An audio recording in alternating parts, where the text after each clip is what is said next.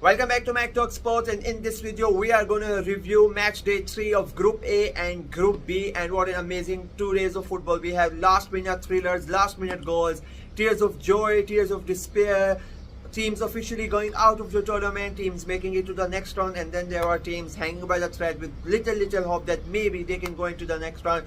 We're going to review it all in this video, so let's start. We're going to start with Group A and the host Germany. They had a game against Switzerland. Germany played 2-1-2, already qualified. Switzerland played 2 on 4 points, drew 1 and win 1. Whichever team won the game would have topped the group and gone on to the next round as group toppers. So it was quite an important game because of who they will face in the next round. Germany came in the game with a lot of confidence. Being the home team, the fans were on their side, and they were the ones who started brightly, and they controlled the tempo of the game. The momentum was with them, and they got rewarded almost very quickly. Robert Andrich shots takes a chance from a long range, and Jan Sommer spills the ball, and somehow the ball goes into the net, and it's 1-0 Germany. But luckily for Switzerland and luckily for Sommer, Musiala, he made a foul during the build-up of the play, and the goal gets disallowed. So we are back to 0-0. It was not a good first half Musiala, because he loses the ball, and from which Switzerland start a counter-attack. He almost got rescued by Kimmich when he tackles the ball, but he loses the ball as well, and the ball goes to Fuller, who whips in the cross from left-hand side, and there is Endoy, who sticks the foot to the ball, and the ball goes into the back of the net, and Switzerland take the lead, shocking the German crowd, shocking the German players, and Switzerland go on top at that moment. Endoy almost doubled the lead. About 10 minutes later, the ball gets played through to him. He makes a sharp turn, sends Rudiger the wrong way. He's one-on-one with Neuer, beats Neuer, but unfortunately for him, the ball goes wide, and it stays 1-0.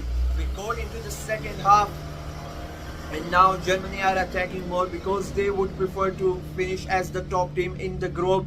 But they don't have any really good chances until Ritz on the right hand side loses his marker, makes a brilliant and crosses it in, and there is Kimmich.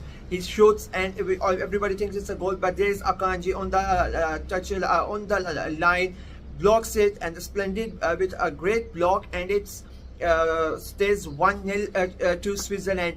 The Swiss get another chance around 80 to 85 minutes mark late in the game. Xhaka tries it luck from 30 yards out, and Neuer had to dive quite a big length to keep it out, and it stays 1-0 to Switzerland.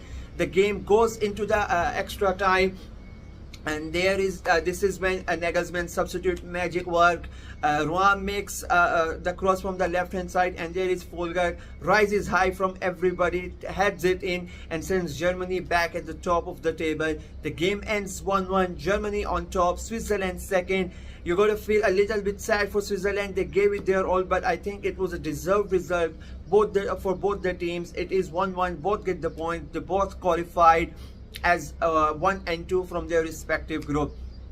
We move on to another game from Group A, and it was Hungary versus Scotland. Scotland on 1 point. Hungary lost both of their games on 0, and both of them, they knew they had a chance with that third place qualifying place. So it was both the teams were up for it, and especially it looked like Hungary was the team that basically were more into the game, who were fighting for it. But the game, in the first half, it was like a very cagey affair. There was nothing really happening. There was not a lot of good chances that were being made. Just there was nothing really special up until the late in the first half. Hungary gets a free kick as Sobazai whips it in, and there is O'Brien heads it, but his header skips the crossbar and goes out. We go into the second half. Hungary gets get a free kick again. The ball comes in, and Varga goes to head it, but there is a collision between him and the Scottish keeper, and Varga is not able to get up. It was quite a very sad scene to see. He gets injured, he gets stretchered out. We still don't know what his condition is.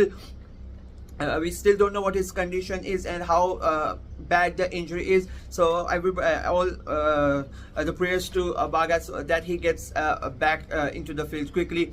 The Hungarian players, it felt like after seeing their teammate in that situation, it really pumped them up even more, and they created a couple of great chances. Schaefer's shot gets saved by Gunn on the right hand side of the goal, and then Sjöberg goal gets hits the post and it goes out. It felt like Hungary were the team. If there was going to be a goal, it was going to be Hungary, and it happens in the last minute of the goal. Scotland, they try to attack but they lose the ball, and Hungary attack on the counter attack on the right hand side. Sjöberg crosses it in the ball into the box, and Sjöberg there is to slot the ball right in the back of the net.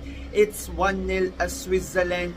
Hungary go into the third place, and Scottish hearts are broken. And that one goal is so crucial because as of this moment they are in the third place of that third qualifying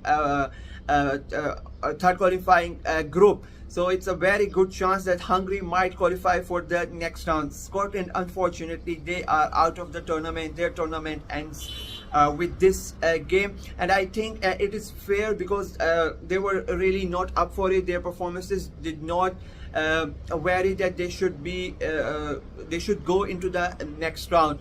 So that was it for Group A. We move on to Group B. It was the first game, Spain versus Albania. Spain played 2 games, once both of them 6 points, already qualify.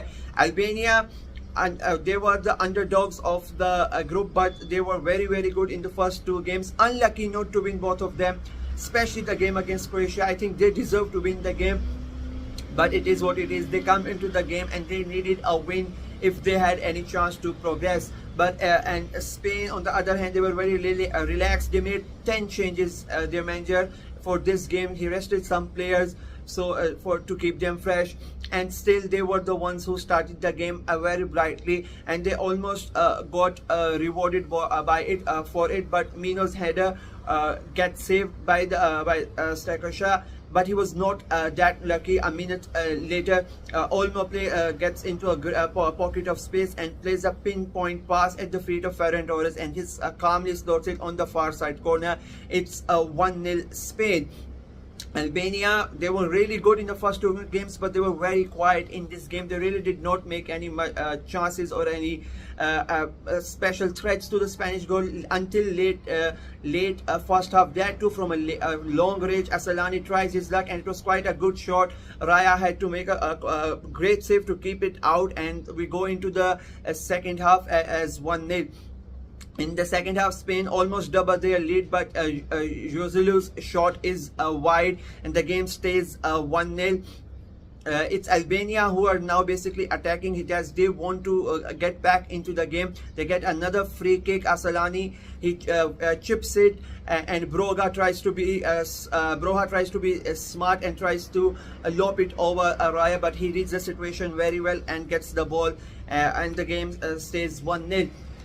Broha tries to try his luck in the last moment again against Raya from long range, but again Raya saves it, and the game ends 1-0. Spain 100% record, qualify in the next round, and Albania unfortunately out of the tournament. I'm personally quite sad to see them out because I think they were the third best team in the group apart from Spain and Italy. I think they were better than Croatia in all 3 games, and I think they should have won that game against Croatia, but luck was not on their side. Speaking of Croatia, last game we're gonna talk about is Croatia versus Italy. Italy, they were on 3 points. They defeated Albania, lost to Spain due to an own goal. They should have conceded more, but they did not. But they so they were still in it. Croatia 1 point. They were dreadful against Spain. They were really bad against Albania as well. And now they needed a win if they wanted to stay in the tournament, just like Albania. and they started really good, and they almost got the lead in 5 minutes. Susic tries a long range effort and almost saves, but Donnarumma is there to parry it away. Donnarumma is we all know, is a very good keeper, and he has had a great tournament so far. Italy, in the beginning, they were really just defending because they knew they just needed 1 point and they would be through in the next round. They created a couple of great chances, but Radoric's header is wide, and then Bastoni's Likovic makes an amazing save at the black point. Bastoni's header right on his face, and he keeps it away. That was the chance of the match up until this point. We go into the second half, it's 0-0, and then Croatia get up a penalty. Ferratisi handles the ball, but Donnarumma is still there. He saves Modric's penalty, but Modric gets his revenge 30 seconds later. Croatia make another chance. Bernardi's effort again saved by Donnarumma, amazing save, but on the rebound Croatia score, and it's 1-0 to Croatia. I personally thought after that Croatia would sit back and they would defend, but they did not. They wanted to score more. That was the most. This game was the most positive that Croatia have been.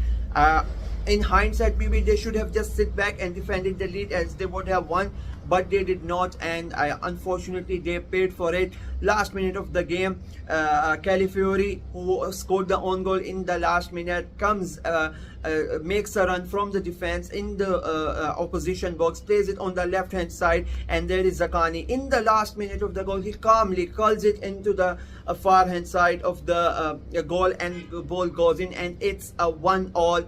Italy go through with that point, and Croatia are almost out of the tournament. And again, I would say deservedly so. They have been very poor, and that was it. Group B done. Spain go as group leader, Italy the runners up, and Croatia, they have very little hope of going through, but we'll see. Anything can happen. They are on -3 goal difference. I will just put up the group table for the third place teams right now here, and you can see it's looking very hard for Croatia. That's it for me in this video. I will review the next set of games tomorrow. Until then, bye bye.